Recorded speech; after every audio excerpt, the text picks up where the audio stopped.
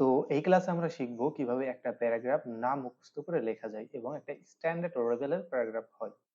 তো এখানে paragraph writing tricks, কোন কোন ট্রিক্স আমরা অবলম্বন করে একটা স্ট্যান্ডার্ড লেভেলের প্যারাগ্রাফ লিখতে পারবো এবং সেখান থেকে ভালো একটা মার্ক আনতে পারবো। তো আমরা জাস্ট সচরাচর বই থেকে মুখস্থ করে থাকি, বাট প্যারাগ্রাফ মুখস্থ করার কোনো একটা বিষয় না। আমাদেরকে হচ্ছে যেখান থেকে মুখস্থ করি বা যাই করি না কেন, আমাদের যদি এই স্ট্যান্ডার্ডটা মেনটেন করে তাহলে আমরা ফুল মার্ক পাওয়ার অ্যাবিলিটি রাখি। অন্যথায় আমরা এই ফুল মার্ক পাওয়ার অ্যাবিলিটিটা রাখতে পারি না। তো একটা প্যারাগ্রাফ লিখতে গেলে প্রথমে জানা দরকার হচ্ছে টপিক সেন্টেন্স সম্পর্কে। টপিক সেন্টেন্স কি এই সম্পর্কে জানা দরকার। তারপর হচ্ছে সাপোর্টিং ডিটেলস। আসলে সাপোর্টিং ডিটেলস জিনিসটা বলতে কি বোঝায়, এটা হচ্ছে আমার প্যারাগ্রাফের ভিতরে থাকবে। অর্থাৎ প্রথমে একটা টপিক সেন্টেন্স থাকবে, তারপর সাপোর্টিং ডিটেলস থাকবে, তারপর হচ্ছে ইউনিটি থাকবে, এবং একবারে সবশেষে একটা কনক্লুশন থাকবে। এই চারটা জিনিস যদি আমার প্যারাগ্রাফের ভিতর অন্তর্ভুক্ত থাকে তাহলে তুমি সেখান থেকে 100-এ 100 মার্ক পেতে পারো। তো আশা রাখতে পারো। তো আসলে আমরা এখন আসি দেখা, যে টপিক সেন্টেন্সটা আসলে কি। তো টপিক সেন্টেন্সটা হচ্ছে এমন এক ধরনের একটা সেন্টেন্স যেখান থেকে তোমার হচ্ছে যে রিলেটেড প্যারাগ্রাফটা এসেছে সেই রিলেটেড ওই একটা সেন্টেন্সের মাধ্যমে বোঝা যাবে তুমি ওই প্যারাগ্রাফ সম্পর্কে কি লিখতে যাচ্ছ। ওকে। তো আমরা যদি দেখি একটা টপিক সেন্টেন্স, সাপোজ আমরা ধরে নিলাম যে আমরা ইন্টারনেট নিয়ে একটা প্যারাগ্রাফ লিখবো। তো এক ইন্টারনেট রিলেটেড নিয়ে যদি প্যারাগ্রাফ লিখি তাহলে আমরা টপিক সেন্টেন্সটা কি হতে পারে। তো হতে পারে একটা আমরা ইন্টারনেটের সংজ্ঞা দিতে পারি যে internet is a global network that connects billion of computers across the world with each other. তো ইন্টারনেট সম্পর্কে আমরা একটু লিখলাম, অথবা লিখতে পারি internet is a unique innovation, এটাও দিতে পারি। জাস্ট একটা সেন্টেন্স ইন্টারনেট সম্পর্কে দেওয়ার পর এই যে যে আমাদের এখন ভাবতে হবে আসলে এই যে যে প্রত্যেকটা জিনিসেরই হয় বেনিফিট থাকে অর্থাৎ উপকার থাকে এবং অপকার থাকে। যেরকম ইন্টারনেট, ইন্টারনেটের উপকার আছে এবং অপকার আছে। যদি তোমাকে বলা হয় হচ্ছে ওয়াটার পলিউশন, ওয়াটার পলিউশনের কিন্তু উপকার নাই, এর কি আছে কিভাবে ওয়াটার পলিউশন হয় এবং এর এর কারণে ক্ষতি কি কি হয়। তো সেইগুলো হচ্ছে তোমাকে একটু আইডেন্টিফাই করতে হবে আগে, যাকে বলা হয় ব্রেইন স্টর্মিং। অর্থাৎ ব্রেইন স্টর্মিং করে তোমাকে আইডেন্টিফাই করতে হবে এই যে ইন্টারনেটটা আছে, ইন্টারনেটের বেনিফিট গুলো কি কি, অর্থাৎ উপকার কি কি এবং হচ্ছে অপকার কি কি। তো অবশ্যই তুমি যদি একটা প্যারাগ্রাফ লিখতে চাও তোমার একটু একটু বাংলা জানতেই হবে, তাছাড়া কিন্তু তুমি ওই মুখস্থ ছাড়া প্যারাগ্রাফ লিখতে পারবে না। আর স্ট্যান্ডার্ড মেনটেন করতে গেলে একটু অর্থের বিষয়টা কিন্তু এখানে জড়িত। অবশ্যই তুমি যদি একটু একটু অর্থ করতে পারো, সেন্টেন্স একটা দুটা সেন্টেন্স লিখতে পারো, তাহলে তোমার জন্য এই ভিডিওটা বেশি কার্যকর হবে। তো বেনিফিটস গুলো কি কি হতে পারে আমাদের ইন্টারনেটের, যদি দেখি বেনিফিটস গুলো, অর্থাৎ ইন্টারনেট আমাদের কি কি উপকার করে। এক নম্বর যদি দেখি হচ্ছে কমিউনিকেটিং ইজিলি, অর্থাৎ আমরা ইজিলি কমিউনিকেশন করতে পারি একজন আরেকজনের সাথে। মানে এগুলো হচ্ছে আমার কোর পয়েন্ট, এই পয়েন্ট গুলো দিয়ে হচ্ছে পরবর্তীতে আমি আমার প্যারাগ্রাফটা সাজাবো। এবং দুই নম্বরে দেখতে পাচ্ছি হচ্ছে buying essential services and products, অর্থাৎ আহ, প্রয়োজনীয় সব সেবা এবং প্রোডাক্ট গুলো আমরা কিনতে পারি ইজিলি। এবং তিন নম্বরে যদি দেখি সেভিংস অফ টাইম, মানে সময়ের অপচয় কম হচ্ছে, মানে সময়টা ব্যয় কম হচ্ছে। কারণ কি আমরা ঘরে বসে হচ্ছে বাজারে না গিয়ে সবজি কিনতে পাচ্ছি, বিভিন্ন জিনিস কিনতে পাচ্ছি, সেখানে আমরা বলতে পারি হচ্ছে সেভিংস অফ টাইম। চার নম্বর বলছি হেল্পিং ইন রিসার্চ, দেখা যায় যে বিভিন্ন রিসার্চ সংস্থাতে এই যে যে ইন্টারনেটটা আছে এটা কিন্তু ইউজ করা হয়ে থাকে কিসের জন্য, রিসার্চের জন্য, বিভিন্ন ধরনের রিসার্চ মাধ্যমের জন্য। তো আরেকটা কি বলতে পারি, আরেকটা বলতে পারি হচ্ছে নোয়িং দা ওয়ার্ল্ডস নিউজ, অর্থাৎ আমরা এটার মাধ্যমে কি জানতে পারি, বিশ্ব যে সংবাদটা আছে সেটা কিন্তু আমরা জানতে পারি। তো এইখানে যে পাঁচটাই করতে হবে এরকম না, তুমি যে কটা দুইটা তিনটা চারটা যে কটা হয় সে কটা হলে এনাফ। জাস্ট মিনিমাম তিনটা করলে সবচেয়ে বেশি বেটার হয়, মিনিমাম তিনটার বেশি করতে হবে। আচ্ছা, এখন আমরা বেনিফিট পেলাম, এখন আমরা দেখি এর ডিমেরিটস কি কি আছে, অর্থাৎ অপকারিতা কি কি আছে। অপকারিতা দেখে ওয়েস্টেজ অফ মানি, অর্থাৎ দেখা যায় যে যে প্রচুর ইন্টারনেট ব্যবহার কারণে কি হচ্ছে আমাদের টাকা পয়সার ওয়েস্টেজ হচ্ছে, মানে অপচয় হচ্ছে। দুই নম্বর বলতে পারি ওয়েস্টেজ অফ টাইম, এই যে যে আমরা একাধিক সময় মানে অনেকক্ষণ সময় আমরা ইন্টারনেটের পিছনে দিচ্ছি, এই কারণে কি হচ্ছে আমাদের টাইমটার অপচয় হচ্ছে। তিন নম্বরে বলবো হচ্ছে ইনক্রিজিং ক্রাইমস, দেখা যাচ্ছে যে এই যে ইন্টারনেটটা আছে, ইন্টারনেটের মাধ্যমে অনেক ধরনের ক্রাইম সংগঠন গড়ে উঠছে, যেরকম হ্যাকিং, হাইজ্যাকিং, মানে হ্যাকিং, তারপর ব্ল্যাকমেইল, এরকম ফিশিং, এরকম কিন্তু বিভিন্ন ধরনের ক্রাইমস গড়ে উঠতেছে। তাহলে চার নম্বর বলতে পারছে ইন ডিক্রিজিং মোরালিটি, দেখা যাচ্ছে যে ইন্টারনেট ব্যবহার করতে করতে আমাদের যে ধর্মীয় যে একটা ধর্মীয় নৈতিকতা ছিল সেটাই কিন্তু আমাদের মাঝ থেকে হারিয়ে যাচ্ছে। তো আমরা কি পেলাম, আমরা হচ্ছে বেনিফিট পেলাম এবং হচ্ছে ডিমেরিটস পেলাম, মানে উপকারিতা এবং অপকারিতা। তো যেহেতু প্রত্যেকটা জিনিসেরই উপকারিতা এবং অপকারিতা থাকে, তো আমাদের হচ্ছে দুইটা জিনিসই বের করতে হবে। আচ্ছা, এগুলো ব্রেনস্টর্মিং করে বের করলে তো এরপর কি করবে? এরপর হচ্ছে তোমার টপিক সেন্টেন্সের ভিতর এগুলো লিখতে হবে। কিভাবে লিখবে? লিখবে হচ্ছে there are a lots of benefit of internet. যদি হয় তোমার মোবাইল ফোন, তাহলে কি লিখবে? There are a lots of benefit of mobile phone. যদি তোমার হয় telephone, there are a lots of benefit of telephone, মানে এখানে বসাই দিবে। সাসেস, কি কি বেনিফিট গুলো আছে, কি কি উপকারিতা আছে। সাসেস কমিউনিকেটিং ইজিলি, এই যে জাস্ট এগুলো বসাই দেবো। Communicating easily, buying essential services and products, savings of time, helping in research, knowing the world news and so on. এবং আরো অনেক, এন্ড সো অন মানে কি আরো অনেক।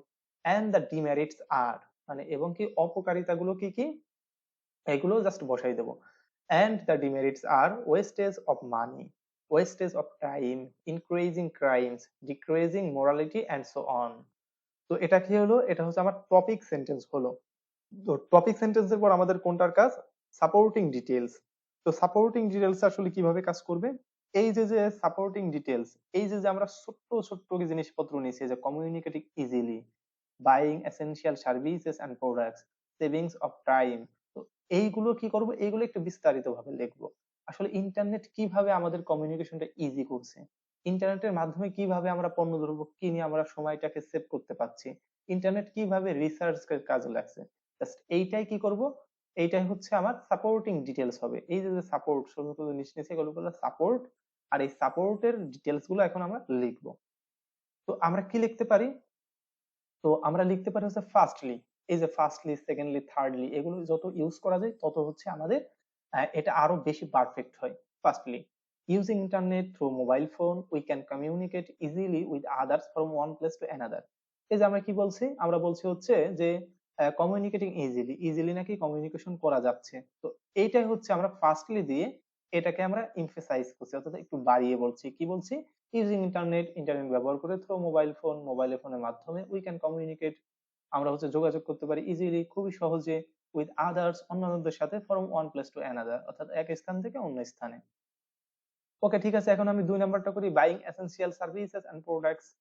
ওকে, এখন যদি বলি সেকেন্ডলি, দ্বিতীয়ত, we can buy services and products, আমরা হচ্ছে বিভিন্ন ধরনের সেবা এবং হচ্ছে পণ্যদ্রব্য ক্রয় করতে পারি, বা ইউজিং ইন্টারনেট, ইন্টারনেট ব্যবহার করে, দ্যাট সেভস আওয়ার টাইম, যা আমাদের সময়কে সেভ করে, অ্যাজ ওয়েল অ্যাজ মানি, এবং টাকাটাও কি কি সেভ করে।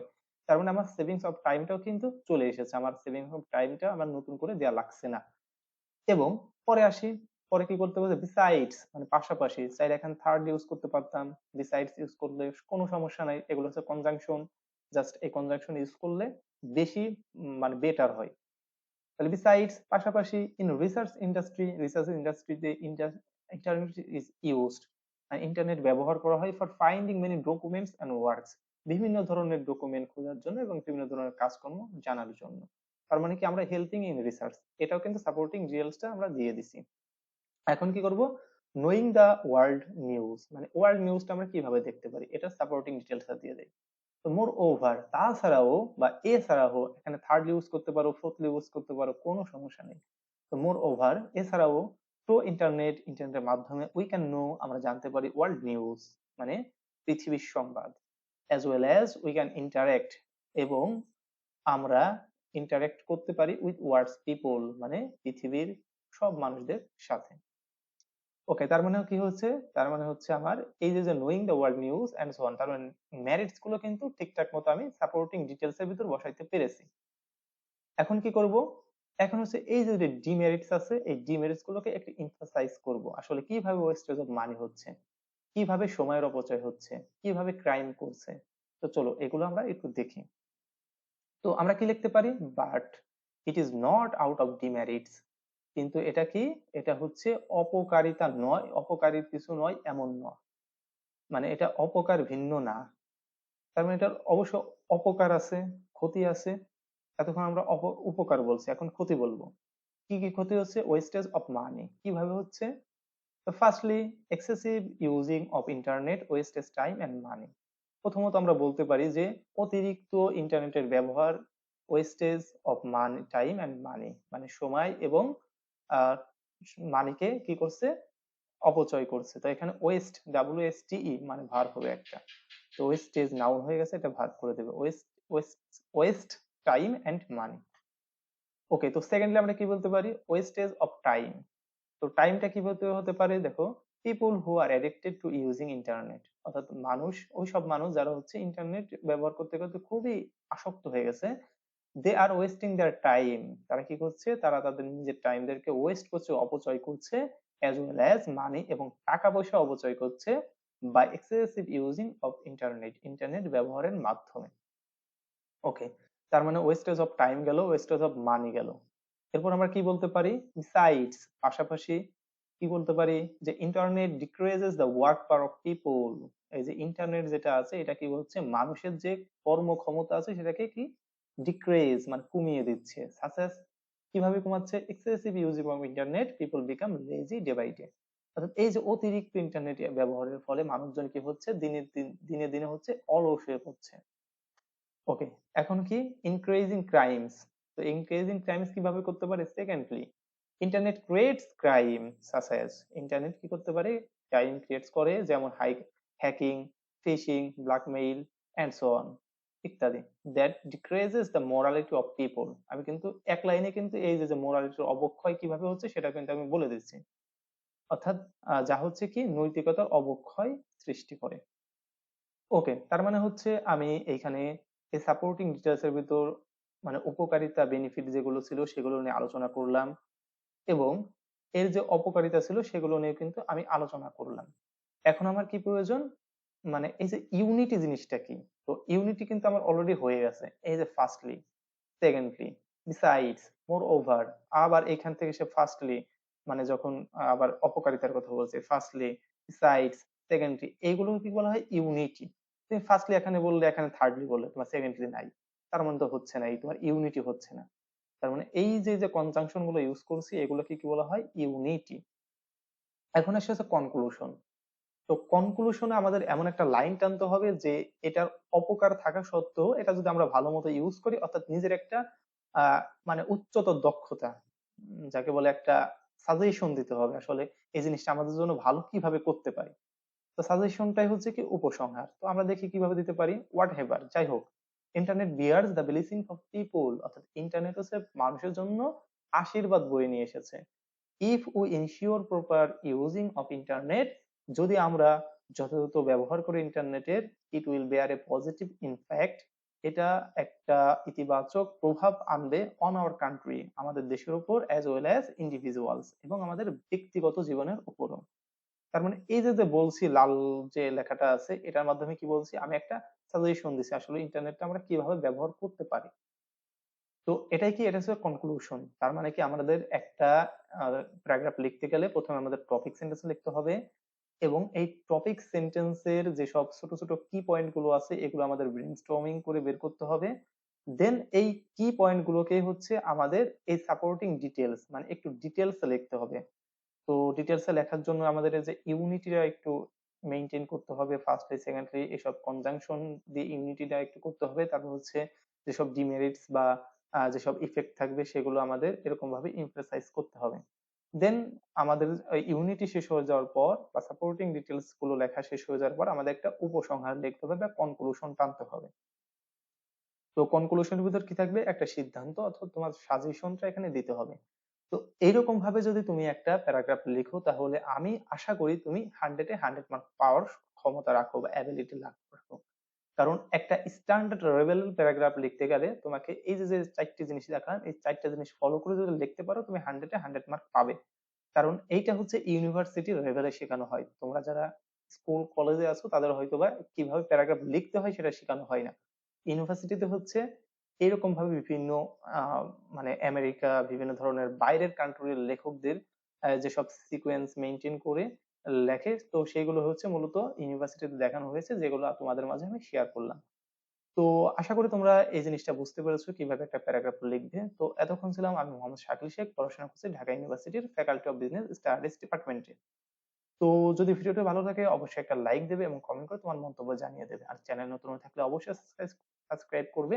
ভালো থাকো, আল্লাহ হাফেজ।